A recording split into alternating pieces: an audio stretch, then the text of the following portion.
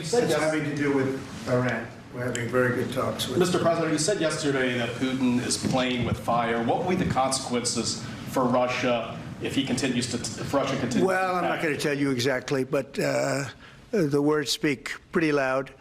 We're not happy about that situation. I think we're doing very well with Iran. I think we're doing very well with Gaza, but we are doing very well with Iran, and I think we're going to see something very sensible, because there are only two outcomes. You know what the two outcomes is: a smart outcome and there's a violent outcome, and I don't think anybody wants to see the second. But I think we've made a lot of progress, and we'll see. You know, they still have to agree to the final stages of a document, but I think you could be very well surprised what happens there, and it'll be a great thing for them. They could have a great country into the future. Yeah.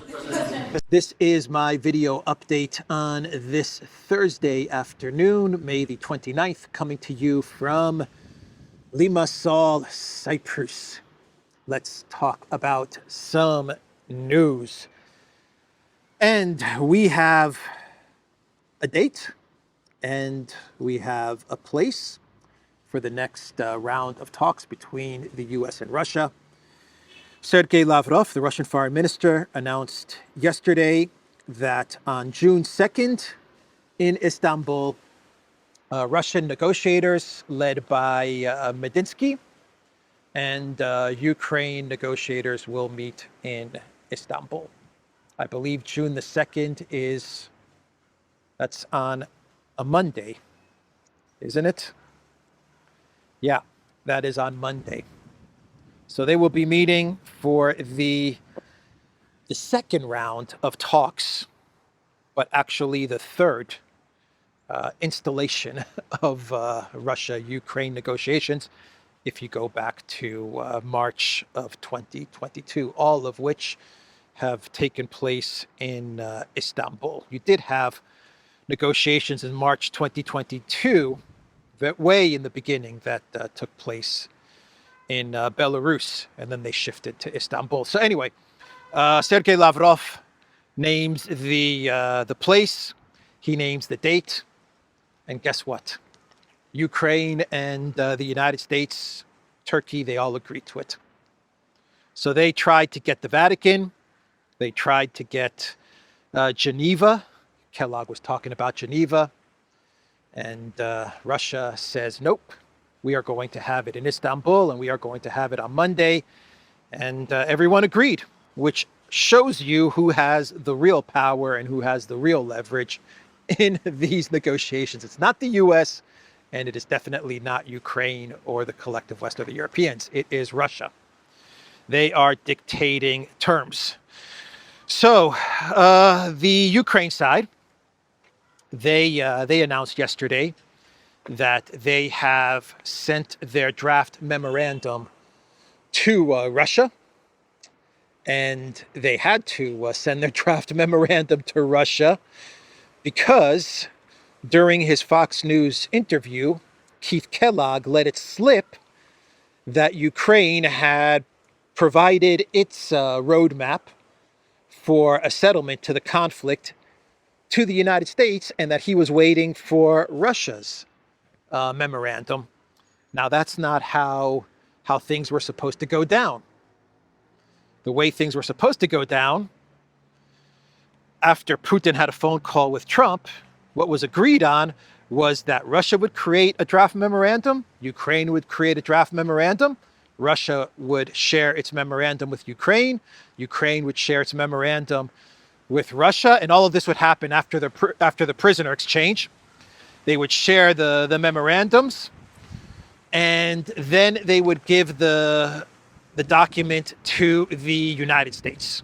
That was what was agreed on, but Kellogg, in his infinite wisdom, he let it slip that he has already received Ukraine's roadmap, which was basically Kellogg admitting that it is the United States that is actually drafting Ukraine's roadmap, their memorandum. It's not Ukraine, it's the United States. And I would venture to guess it is specifically Keith Kellogg and his team who are actually writing out the memorandum on behalf of Ukraine, though Kellogg and the United States continue to play the part of mediator in this entire affair, and Russia goes along with it. They go along with all of this theater, and they continue to allow the Trump administration to claim that they are mediators to all of this. So Ukraine, they had to come out with a statement given Kellogg's comments that they have their memorandum prepared, and then they had to actually deliver the memorandum to Russia. Thank you, Keith Kellogg. That is what Ukraine is saying. Oh my God, this Kellogg guy. So yeah, that's what went down yesterday, and Ukraine, Umerov, and who's the defense minister and the foreign minister of Ukraine, whose name I always forget, Shiba Inu. They both posted on X that they have submitted their memorandum to Russia, and that they are now waiting for Russia to give them the draft document, and they're making it out as if Russia is stalling and delaying in order to buy time. They're now saying that it's Russia that is playing games and that's delaying this entire process. Umerov put out a pretty long post on X. That's how you know he's trying to cover things up for the fact that it is Kellogg. My guess is that it is Kellogg who is actually preparing Ukraine's documents. But he said way down in his post on X, the Russian side has at least 4 more days before their departure to provide us with their document for review. Ukraine has always been and will always remain as constructive as possible. Meetings between the sides must produce results. That's why each meeting must be properly prepared. The Russian side promised to hand over the memorandum immediately after the exchange.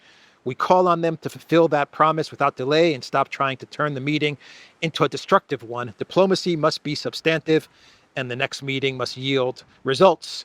The Ukraine foreign minister, Shiba Inu, he said, why wait until Monday if the Russians have finally elaborated on their memorandum after 10 days of reflections and attacks?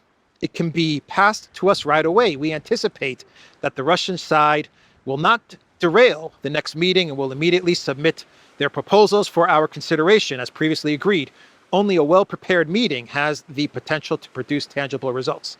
So you can see what Ukraine is trying to do here. They're trying to get, they're trying to blame Russia now for delays, which is false, absolutely false. But what they're trying to do is they're trying to get Russia to now deliver the memorandum to Ukraine before the meeting in Istanbul. So Sergei Lavrov, he is about 20 steps ahead of Ukraine and about 1,000 steps ahead of the genius that is Keith Kellogg. And Lavrov has said, okay, we'll prepare our memorandum after the prisoner exchange. And then yesterday he came out with a message and said our memorandum is pretty much prepared. But you know what? We are going to hand it over to Ukraine, present it to Ukraine on June 2nd in Istanbul. Now, why is Lavrov doing this? Well, he's doing this because Russia has realized that Ukraine and the United States, the Trump administration and Kellogg, they're playing all kinds of games with the drafting of this memorandum. The fact that Ukraine is probably not even typing out their memorandum. They realized all of this and they said, you know what? Let's present the memorandum in person to Ukraine. Alexander brought up the point in a video that we recorded on the Duran as to why Lavrov is doing this. And the reason is twofold. Reason number one is that Russia does not want to hand over this document to Ukraine before the meeting in Istanbul, knowing that Ukraine and the United States will leak parts of this memorandum to the media, and they'll misrepresent it. And Russia does not want that to happen. And the second reason why they want to present the memorandum to Ukraine in person is because they understand that if they gave the memorandum to Ukraine ahead of time, that would allow the United States and Kellogg and his team, the Trump administration, to prepare replies, to prepare ways to sabotage it. All kinds of things could happen. So they want to actually prepare this. They want to actually present this to Ukraine when they sit down. They don't want this to be given ahead of time. They don't want the media to get a hold of this. They don't want Kellogg to sit there and start preparing ways to reply to Russia's demands or to come up with ways to sabotage the negotiations. So that's what is going on with the memorandum and the talks that will take place in Turkey. Trump was speaking to the media yesterday, and he was asked about sanctions on Russia. Why are you not placing sanctions on Russia? You have called Putin crazy. He's crazy, man. You said that Putin is playing with fire. He's playing with fire, that Putin. Why are you not placing sanctions on Russia? And Trump said that he doesn't want to place sanctions on Russia. Not yet. He wants another 2 weeks. he said 2 weeks ago that he needs another 2 weeks, and then 4 weeks ago he said he wants another 2 weeks, and 6 weeks ago he said he needs another 2 weeks. Anyway, yesterday he told the media, I need another 2 weeks, and he says he needs 2 weeks because he doesn't want to derail the talks that are taking place. He said that if he places sanctions now on Russia, that would sabotage the peace talks. And Trump said that he feels that the United States is very, very close to getting some sort of a deal or a ceasefire in Ukraine.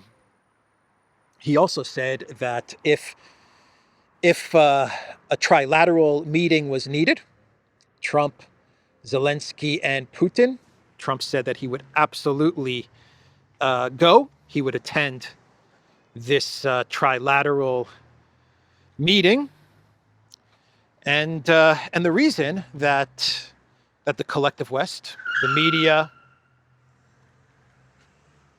Zelensky, Ukraine, the reason that they are pushing so hard, the Europeans, they're pushing so hard for a trilateral meeting, why they want to get Zelensky in the same room with Trump and with Putin, is because Zelensky showing up at this meeting and sitting at the table with the President of the United States and the President of Russia is not about coming to some sort of a peace deal. It's about providing Zelensky with legitimacy. That's what it's about.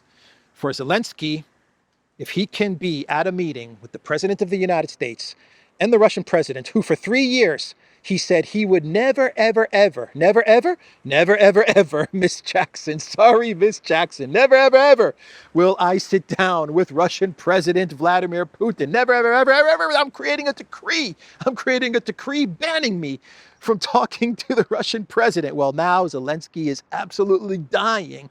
He is dying for a meeting with Putin, but not only Putin. Trump has to be there as well. Trump said he is going to be there. Zelensky understands that if he can sit at the table with these two leaders, he is the legitimate president of Ukraine. Elections or no elections, doesn't matter. He's the guy in Ukraine because I'm sitting with Trump. I'm negotiating with Putin. If the Russians were to agree to this, then the Russians would never, ever be able to say that Zelensky's illegitimate, because the fact that you sat down with him to negotiate with the President of the United States present means that you recognize his legitimacy, you recognize the elections. That's what it's going to mean. And Zelensky sitting down with the President of the United States and the President of Russia, he can then prevent any type of coup that maybe the Banderites are thinking about, or any type of removal that maybe some opposition forces are thinking about. The Poroshenkos, the Klitschkos, the Timoshenkos, they're not going to touch Zelensky, because Zelensky's going to say, I've got Trump's ear, and I'm the one that can actually go face to face with Putin. And of course, The Ukraine media is going to present it to the people of Ukraine as Zelensky is the only leader, the only legitimate leader who can sit down with the presidents of the United States and Russia. That's why Zelensky is dying for a meeting with Trump and Putin. It kind of, it saves Zelensky. It solidifies his power and strengthens his position, and it kind of saves him. There's going to be no opposition. There's going to be no type of coups or removals or anything like that. And he becomes legitimate to the entire world. So Trump said he will show up to this trilateral meeting if it is needed. If Russia agrees to actually sit down with Zelensky, and it's not about signing capitulation papers, then I don't know what to say about the Putin administration. If they agree to this without it being a capitulation signing, then what can you say? Anyway, Lavrov was asked about Trump and the things that he has been saying recently about the conflict in Ukraine, and Lavrov believes that Trump is getting filtered information on the Ukraine conflict. That is what Lavrov said. Responding to a question from Pavel Zarubin, Lavrov said, "One thing is clear. Donald Trump and those who actually make decisions regarding the Ukraine conflict in particular are not being told everything. The information Trump, is given is filtered through a sieve, which is prepared by those who want to draw America into more aggressive action against Russia in support of the Kiev regime," Lavrov added. Lavrov is making excuses for Trump, man.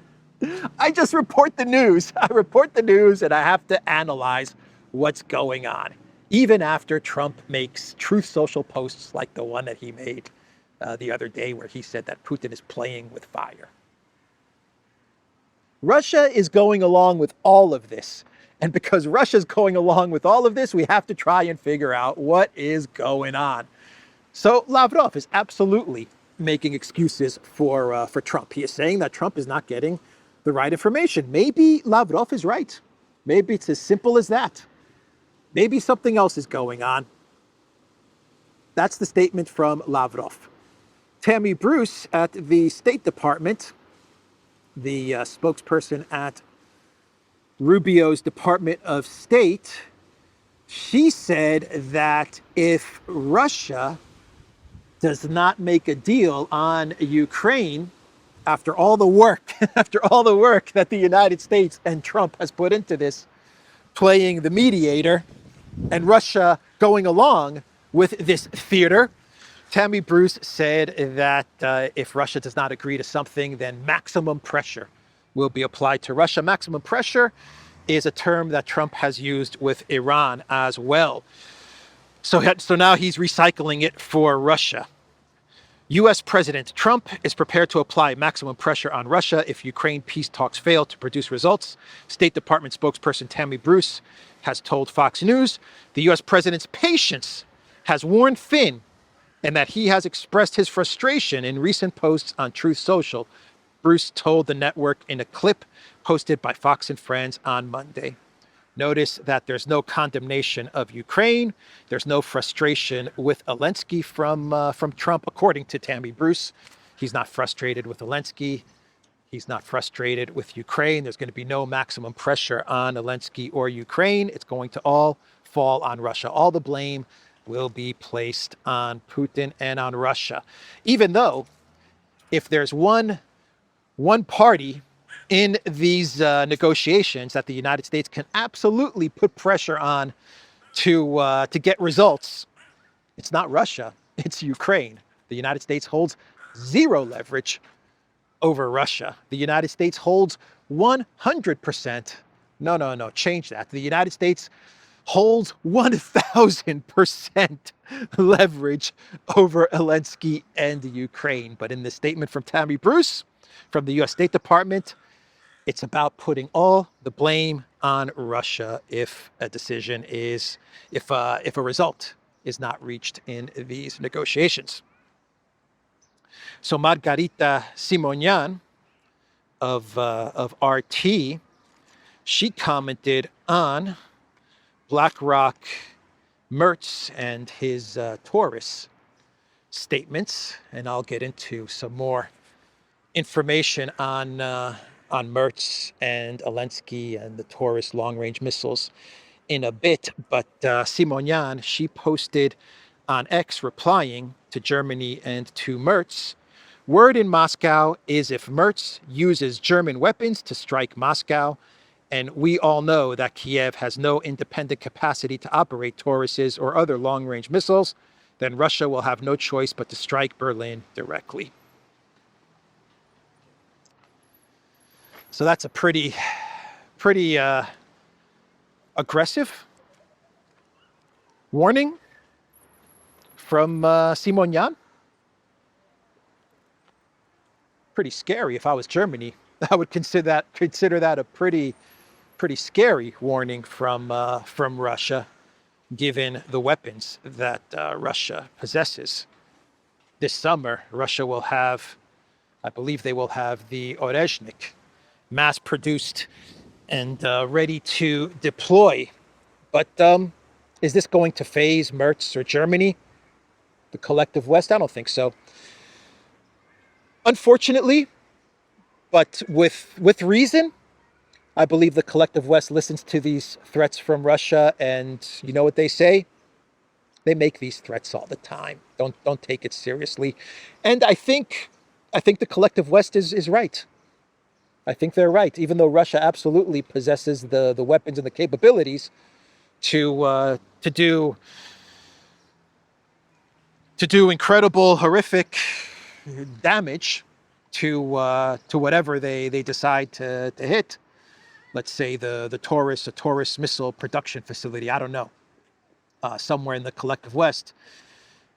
They will never, or at least at this moment in time, they will not do it. And I think the collective West understands it. I think they understand that these are just words from Simonian, just like you get from Medvedev, just like we've gotten from Russian officials over the past 3 years. You do get a lot of threats, but nothing really comes out of it. What will be the most realistic scenario? I believe that when the Tauruses are launched, and I do believe that Tauruses will be launched, given yesterday's news, when the Tauruses are launched into Russia, and no doubt some of them are going to get through. Russia's going to deal with it. It's not going to change the trajectory of the conflict at all. Russia's winning. Russia's going to win this thing. But 150, 200 Taurus missiles have been delivered to Ukraine. Those are the estimates. Some of them are bound to get through, at least in the very beginning. And what Russia's going to most likely do is they're going to most likely retaliate into Ukraine, which for the Europeans and for the collective West, for the US, for them, it's fine. That's fine, because it keeps the spiral of war, of conflict, of escalation going. So they don't have a problem with Russia retaliating into Ukraine once the Taurus missiles are launched into Russia. Now, what kind of retaliation? Is it going to be an Orezhnik, or will it be something like what we saw a couple of days ago, which was drones and Iskanders? I don't know. But we're going to probably soon find out, because those Taurus missiles have been delivered to Ukraine, and we are getting very close to the point where those missiles are going to be launched into Russia with the help of Germany and with the help of NATO / the United States. So an interesting post from Simonian, but in my opinion, and I could be completely wrong about this, but in my opinion, I don't think a post like this scares Germany or the collective West whatsoever. I think they're just going to chalk it up to more threats coming from Putin's. What they're going to say is more threats coming from Putin's pit bulls or lapdogs or whatever they say in the media, whatever. They're going to come out with something like that. They're going to say, Russia's not going to do anything to us. Press forward. So dangerous times, everybody. Dangerous escalation that is taking place. By the way, Lavrov, he also replied to Merz's Taurus statements, And Lavrov said Berlin's direct involvement in the war is more obvious. Lavrov said Germany is sliding down the same slippery slope it already followed a couple of times in the last century, down towards its own collapse. The Russian diplomat expressed hope that responsible politicians in Germany would ultimately draw the right conclusions and put a stop to this madness. There's no hope that anyone's going to put a stop to this madness. Not happening.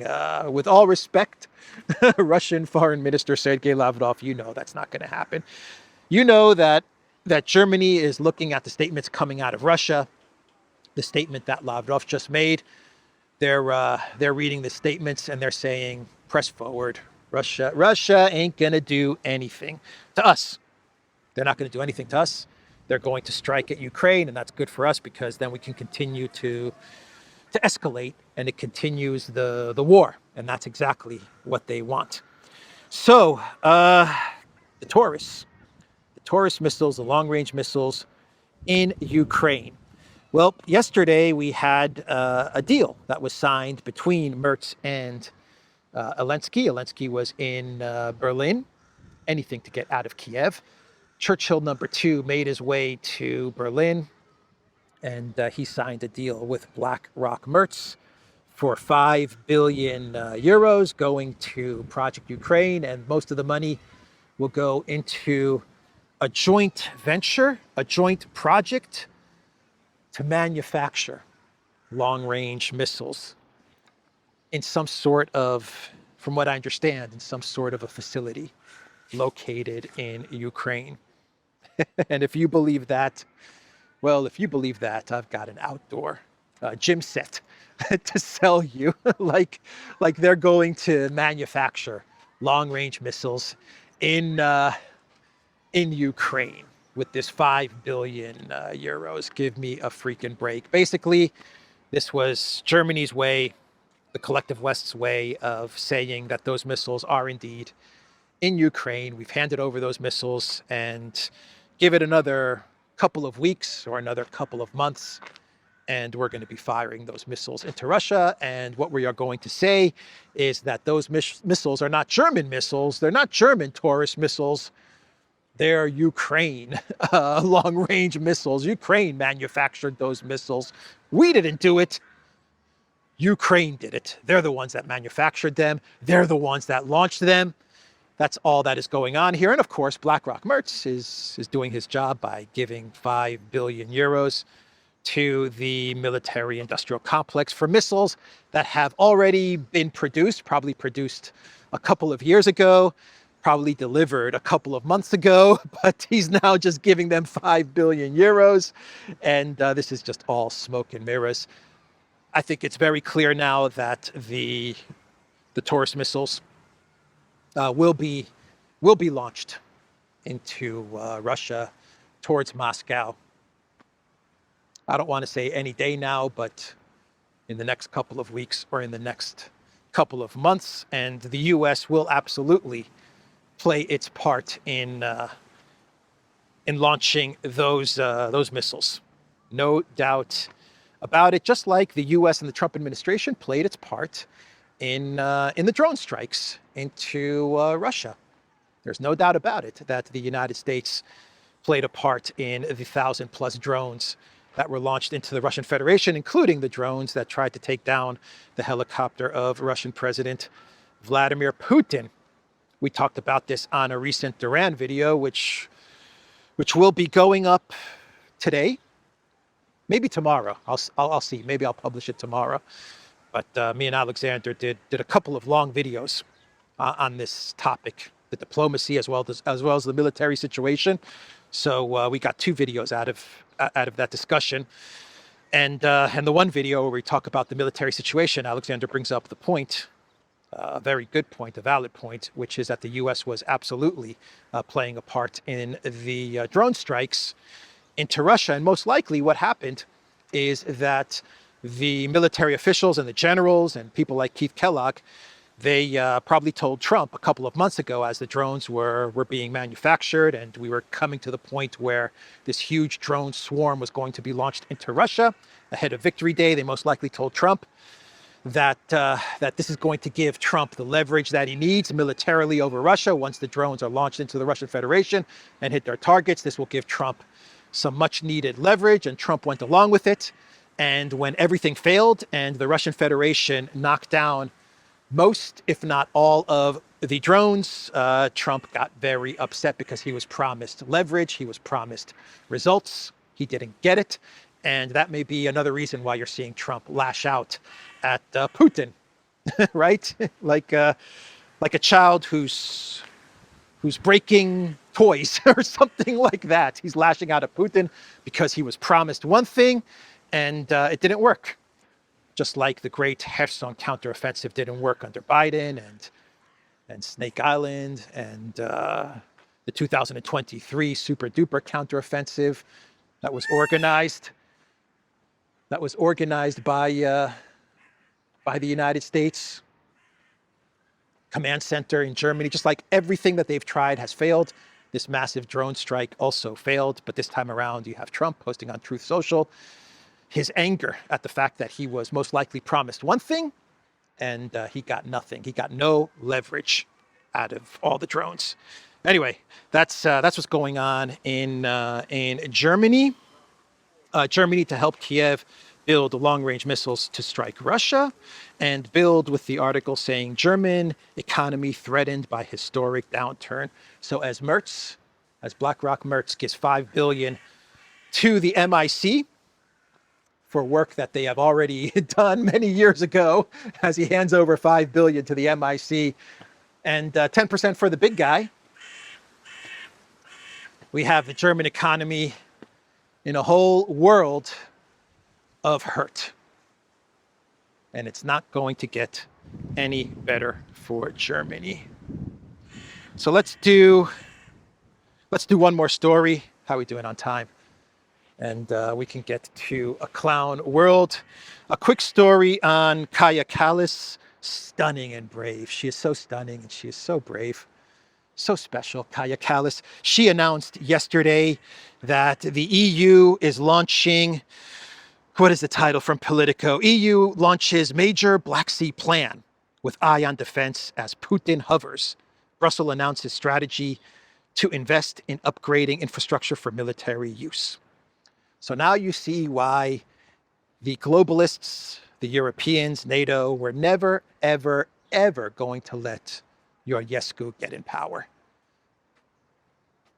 They were never going to allow Ionescu to get in power because the plan is for Romania to not only become home to the largest NATO base, but for NATO and the EU to start building up a military presence on the Black Sea in preparation of what? In preparation to take on Russia, in preparation to try and move in on Odessa, in preparation to control the Black Sea. This is a UK, it's a UK, French, globalist US fantasy that they've had for how many freaking years to control the Black Sea, to push Russia out of the Black Sea and to completely control it. Nuland, that's why Nuland wanted Crimea. The coup in 2014 for Nuland was all about getting control of Crimea and finally removing Russia from Crimea and the United States controlling the Black Sea. So anyway, what did Kallas say here? Security in the Black Sea is vital, also to European security, EU top diplomat Kaja Kallas said at a press conference, adding that it is currently being undermined by the Kremlin's all-out war in Ukraine and hybrid attacks on maritime infrastructure. The strategy is also a response to geopolitical challenges in a world where dependencies are being weaponized, said Marta Kos, Commissioner of EU Enlargement. The Black Sea is a bridge to the South Caucasus and Central Asia and a vital artery for energy, food, and food trade, she said. Further down in the article, it says that Romania and Bulgaria are the EU countries on the Black Sea coast, and the bloc will invest in upgrading regional infrastructure, such as ports, railways, and airports, to handle heavy military equipment. This will help to ensure troops can be where they are needed, when they are needed, Kallas said. The Commission underlined Ukraine, Moldova, Georgia, Turkey, Armenia, and Azerbaijan as partners it wants to forge closer ties with through the new strategy. They tried the coup in Georgia. Turkey not getting along so well with Erdogan and Turkey, but they're also trying to win over Armenia. They're making moves towards Azerbaijan. And of course, we know the situation in Moldova. So that is the statement from Stunning and Brave. Stunning and Brave. Kaya Kallas. Let's do a clown world. Let's get on stage.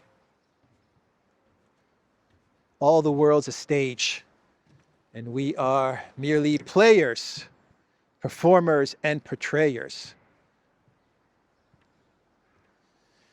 Each another audience outside the Gilded Age.